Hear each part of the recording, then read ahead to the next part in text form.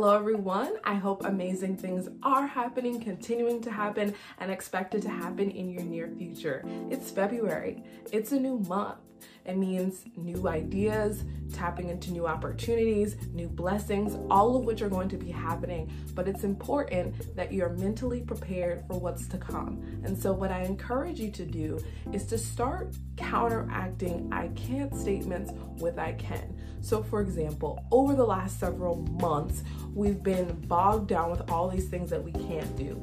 Can't walk outside without a mask on, can't gather in large groups, can't attend concerts. I mean, there's so many things that we can't do. Can't eat out at restaurants. I mean, there's so many things that we've been told we can't do over the last several months.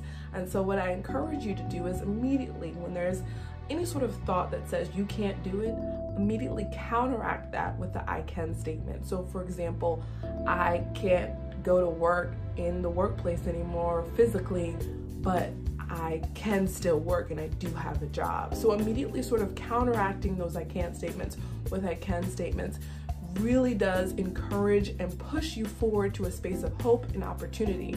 And it's really important that you realign your thinking to do so. Because after a while, when you keep bogging yourself down with I can't statement, you literally begin to restrict what actions and things you're able to do with your body. And someone sort of expressed it to me like this a while ago, and I thought that it was a really interesting analogy, and so I wanted to share it with you all. So if you were to catch a grasshopper and put it into a jar, it will continue to try to leap and jump as it's used to doing out when it's in the grass or in a field.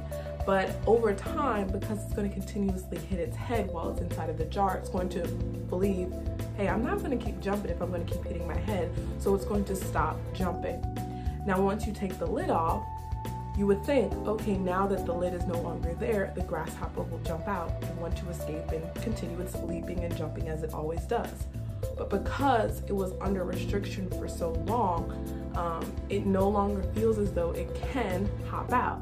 So even if you take the lid off, it's not going to jump out. And in the same sense, what you have to do is mentally for you and I, we can't keep constricting ourselves to the point where there's a time and space where we are no longer under constriction, that we feel as though we can't physically get out. When it is true that we can, and we do have opportunities to do so. So we have to just shift our thinking.